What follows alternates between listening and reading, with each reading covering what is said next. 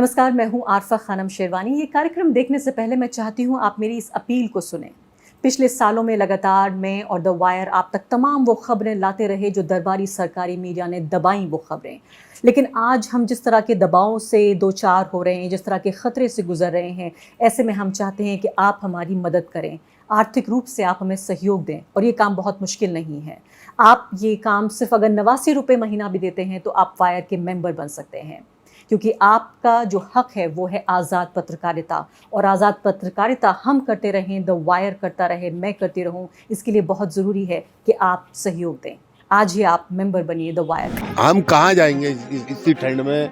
बच्चे हैं, बूढ़े हैं यहाँ, और मजदूरा पार्टी है, खाना कमाने वाले हैं, सब रोज कमाना रोज खाना है यहाँ का। मस्जिदें आती हैं, मंदिर आते हैं मैम, ये सामुदायिक केंद्र आते हैं, 2 स्कूल आते हैं, वाटर टैंक आते हैं। अगर ये सब रेलवे में है तो मैम ये सब क्या है? फिर क्या सरकार भी गलती कर रही है? कैसे कैसे पेट काट काट के मकान बनाए हैं? मुसलमानों को ही परेशान करने के लिए हैं और किसी को नहीं।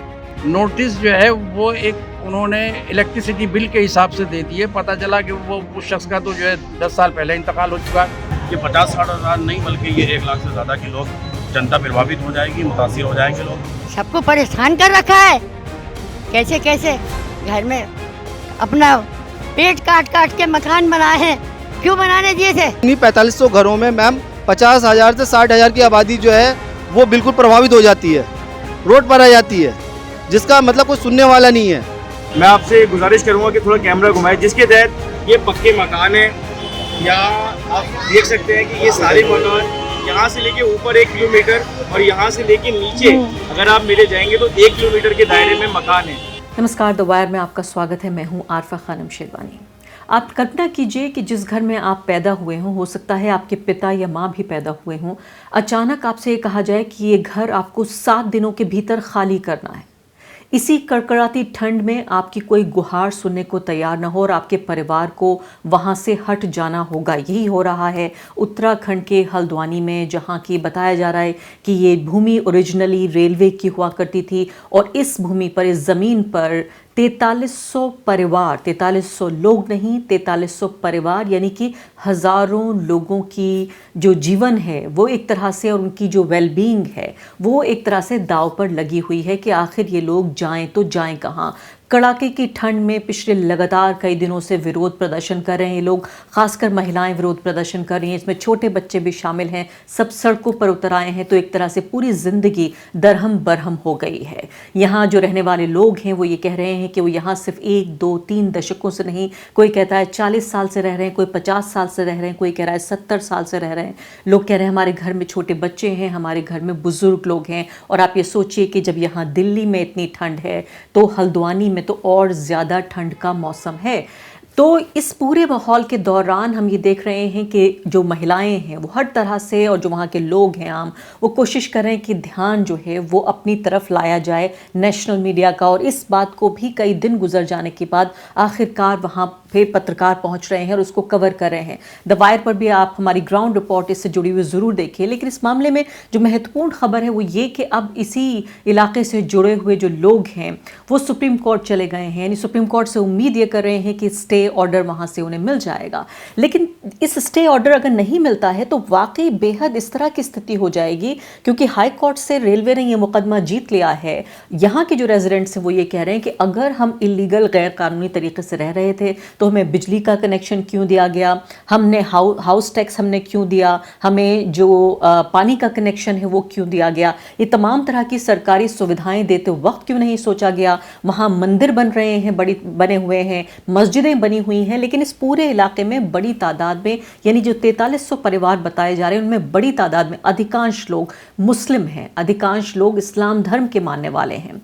तो इसलिए भी समस्या एक बड़ी लग रही है, क्योंकि जिस तरह से लोग ये कह रहे हैं वहाँ रहने वाले वाले कि हमारे साथ धर्म के आधार पर भेदभाव किया जा रहा है। और साफ साफ वायर की रिपोर्ट में आप देखेंगे कि लोग ये कह रहे हैं कि हमारे ऊपर इसलिए ज़्यादा जुल्म हो रहा है क्योंकि हमारी जिस तरह से जो भाजपा की सरकार है उत्तराखंड में, वो हमारी सुनवाई नहीं कर रही है। तो उत्तराखंड हाईकोर्ट का ये निर्देश है जिसमें कि हल्द्वानी के वनभूलपुरा क्षेत्र है या गफूर बस्ती है, रेलवे की भूमि पर कोर्ट का ये कहना है कि अतिक्रमण हुआ है, लेकिन जो लोग हैं वो ये कह रहे हैं कि हमें सुना नहीं गया, हमारी सुनवाई नहीं की गई, हमें मौका नहीं दिया गया कि हम अपना पक्ष रख पाते और हमारी तरफ से हम वो तमाम तरह के कागजात दे पाते जिससे हम ये साबित कर पाते कि ये रेलवे की ज़मीन नहीं है। तो आरोप ये लगाया जा रहा है कि एक तरह से ये राजनीतिक बदले की भावना के तहत ये क्या काम हो रहा है।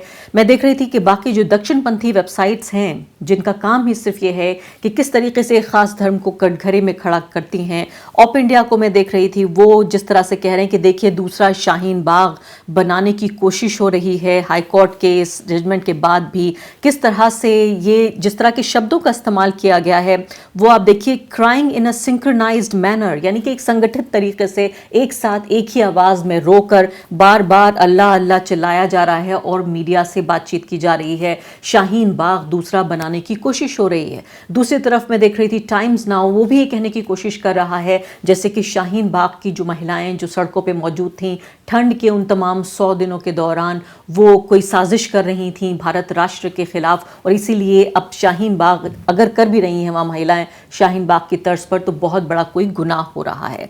मैं ये देख रही थी कि किस तरीके से ये पूरी जो डेमोलिशन की जो पॉलिटिक्स है अगर उसको हम देखें तो भारत में चाहे मध्य प्रदेश का खारगांव हो या इसके अलावा हम देखें यहाँ का दिल्ली का जहांगीरपुरी, किस तरीके से टारगेटेड एक तरीके से एक ख़ास धर्म के मानने वाले लोगों के जो मकान गिराए गए, उनकी दुकानें गिराई गई। दिल्ली हाई कोर्ट ने साफ तौर पर यहाँ पर ये कहा, can not evict people with bulldozer at doorstep without notice, यानी कि बुलडोजर सामने आप नहीं लाके खड़े कर सकते बिना नोटिस के। और यहाँ भी इस केस में 7 दिनों का नोटिस, सोचिए पूरी जिंदगी को समेट लेने के लिए 7 दिन मिल रहे हैं। उन्होंने ये भी कहा दिल्ली हाई कोर्ट ने कि एक रीजनेबल पीरियड दिया जाना चाहिए ऐसे लोगों को अगर ये माना एक साबित होता है कि अतिक्रमण है, गैर कानूनी तरीके से कब्जा किया गया है, और एक टेम्परेरी लोकेशन भी दी जानी चाहिए जहां वो लोग चले जाएं, यानी कि एक टेम्परेरी तौर पर उन लोगों को वो जगह भी दी जानी चाहिए जहां वो लोग चले जाएं जब आप अतिक्रमण हटाने की कोशिश कर रहे हैं इससे पहले कि डेमोलिशन हो।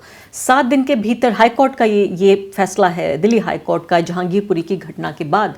लेकिन आइए इससे पहले देख लेते हैं कि वहाँ के जो रेजिडेंट्स हैं, जो वो लोग वहाँ रह रहे थे पिछले कई दशकों से, वो इस मामले में क्या कह रहे हैं। हम कहाँ जाएंगे इसी ठंड में, बच्चे हैं, बूढ़े हैं यहाँ, और मजदूरा पार्टी है, खाना कमाने वाले हैं, सब रोज कमाना रोज खाना है यहाँ का, और यही है, सब गरीब पार्टी है, कोई मालदार नहीं है ताकि यहाँ से कोई कहीं पे भी घर ले सके।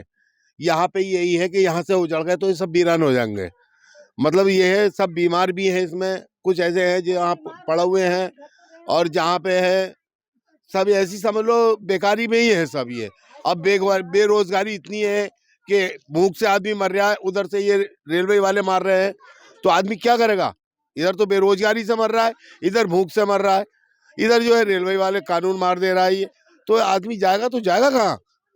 मस्जिदें आती हैं, मंदिर आते हैं मैम, ये सामुदायिक केंद्र आते हैं, 2 स्कूल आते हैं, वाटर टैंक आते हैं। अगर ये सब रेलवे में है तो मैम ये सब क्या है फिर?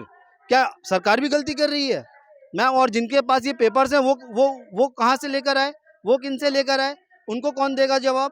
और मैम लोअर कोर्ट में जब ये मामला चल रहा है उसमें अगली तारीखें पड़ी हुई हैं, तो मैम हाई कोर्ट डायरेक्ट फैसला दे देता है कि नहीं, आप इनको 1 हफ्ते की नोटिस दीजिए और इनसे खाली करवा लीजिए, जबकि आप साक्ष्य के लिए और एविडेंस रखने का एक टाइम नहीं देते, एक डेट फिक्स नहीं करते, जबकि कोर्ट की प्रोसीडिंग ये कहती है कि उन्हें एक एविडेंस और साक्ष्य को प्रस्तुत करने की एक डेट दी जाती है।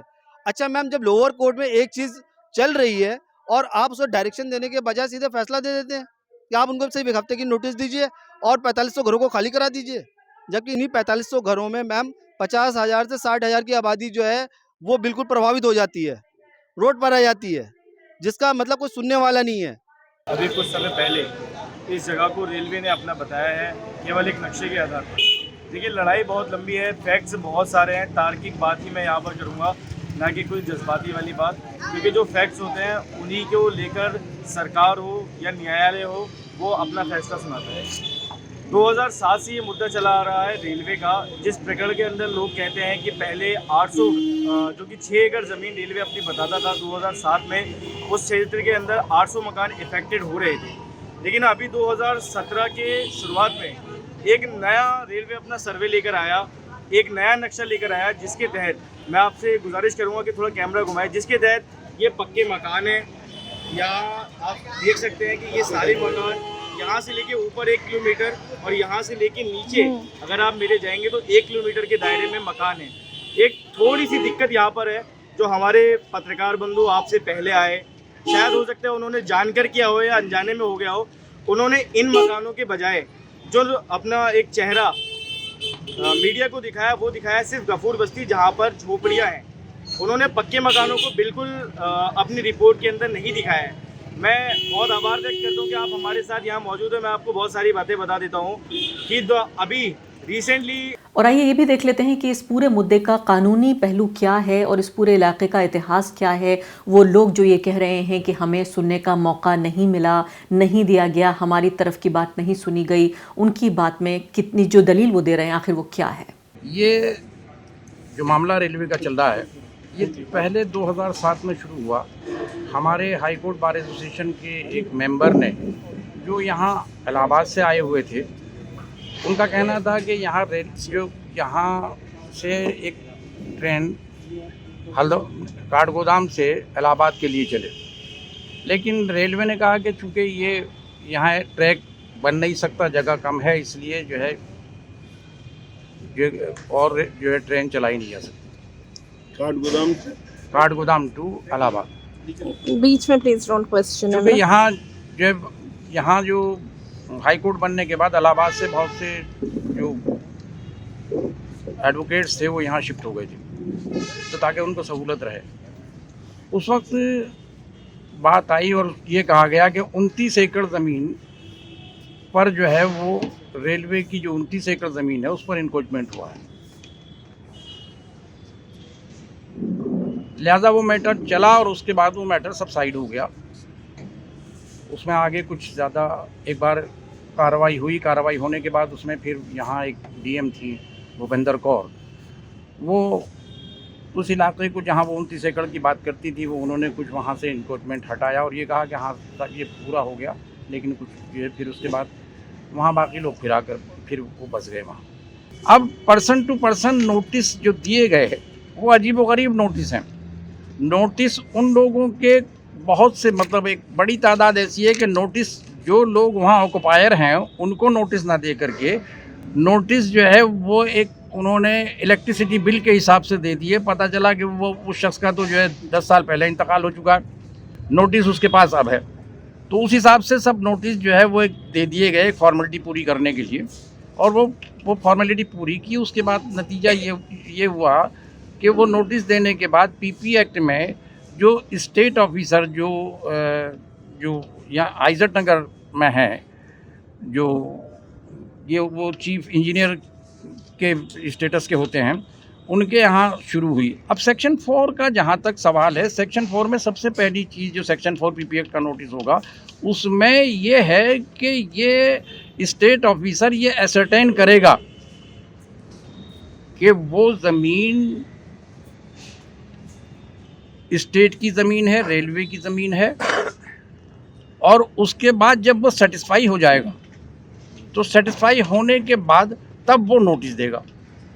तो ऐसा कोई भी ऑर्डर नहीं है जिसके बारे में ये कहा जा सके कि ये स्टेट की ज़मीन है, रेलवे की ज़मीन है।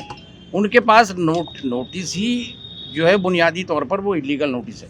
तो इस पूरे मामले को अगर इस तरह से देखा जाए कि वाकई अगर सुप्रीम कोर्ट स्टे नहीं देता है तो क्या ये माना जाए, जिसकी पूरी आशंका नजर आ रही है कि 10 जनवरी से पहले क्या यहाँ डेमोलिशन या विध्वंस की जो कार्रवाई है, 4300 घर और हजारों की तादाद में लोग बुजुर्ग लोग, महिलाएं और बच्चे सब दर बदर बेघर हो जाएंगे। उन बच्चों के स्कूल जाने का क्या होगा? जो बीमार होंगे उन्हें अस्पताल वो कैसे जाएंगे?